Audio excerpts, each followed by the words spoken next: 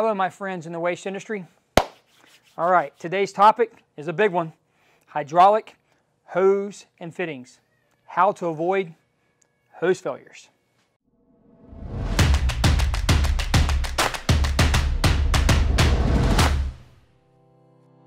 Hi, folks. I'm David Miller with Hub Industrial. And I'm Jordan Morrill. And we specialize in the waste industry. All the applications that you encounter, particularly from operations to shop. So as we said, today's topic is hydraulic hoses and fittings. Jordan. Yes, sir. You talk to people in the waste industry every day. Yes, sir. So what's one of the biggest topics that comes up, like all the time? One of the most conversations that I have on the day-to-day is definitely the topic of hydraulic hoses and fittings, something that's very common. Oh, it's very funny. I talk to people in the waste industry every day, and one of the biggest topics that comes up is hydraulic hoses and fittings. Hey, Jordan, so within that topic, what's some of the biggest things that keep coming up? Hose failures. That is something that I'm hearing all the time. Hydraulic hose failures, problems with the hoses. Oh, hose failures. Wow, same thing. That's what I hear. And our buddies in the field, they're saying the same thing. So one thing I'm a believer in is before you go fix a problem, you got to understand what the consequences of that problem are so you can avoid them, and what's causing the problems. And then you can come up with a solution. So Hub, we do have a solution for you. But let's kind of address some of the things that take place. So a driver comes in at 4 a.m. in the morning, sometimes 3:30 a.m. in the morning, does his pre-check, okay, and he hits the road. Bam, 4 hours later, guess what? Hose failure. So guess what happens? That truck is now stopped, and now you're losing man hours, and that route is getting backed up. Okay, then furthermore, you've got to send a maintenance guy out there to fix that problem. So there's different companies have different ways of handling that, but usually they bring out the oil dry and they're putting out their spill kits and spill containment type stuff, and they're trying to contain that spill before one, the oil hits the grass, or two, it leaves any more stains on that concrete. So I'm sure all of you are familiar with that process. The next thing is, after that's taken place, you got a big stain on pavement.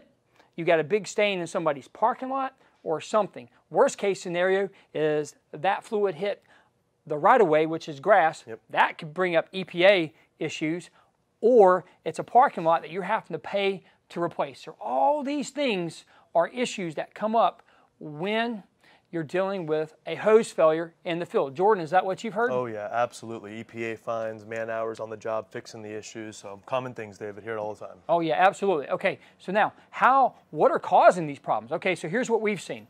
I cannot tell you how many times I've personally walked into a waste hauling site and seen your most common hose that would go on your commercial trucks, okay, that your PSI is somewhere around 2,500 to 3,000 PSI on that hose. Have you ever heard that before, Jordan? Oh yeah, and that's definitely not what you want to be working with on that type of truck. Oh yeah. So I'm having hose failures, and I've got 2,500 to 3,000 PSI, even 4,000 PSI sometimes. The biggest issue in the waste industry is once you got the right spec hose, the right fittings for the job, and the fittings match the manufacturer's hose, what do you think one of the biggest issues that you hear are in the field? Training. Training using what though? The crimper with the proper hose. Okay, got it. Okay, that's exactly right. We hear it from all the maintenance managers in the field. Training. So look, let's back up and rewind here. So if you don't have the right hose, it doesn't matter how much training you have. If you don't have the right fittings, it doesn't matter how much training you have. So that is a very important must come first component, okay? What is the right product for the application that's going to last the longest and avoid the hose failures? Then it comes down to training, because if your team members in the shop do not crimp that hose right, guess what?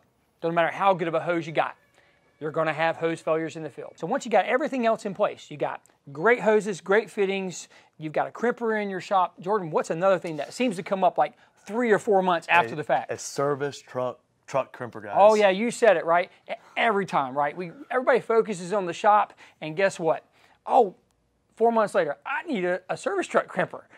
So Hub Industrial definitely has a process in place that will help you reduce your hose failures. We can lay it all out for you. We'll take the time to prove it to you. This is a prove it to you type topic here. We'll set up a time, convenient to you, and we'll lay it all out for you.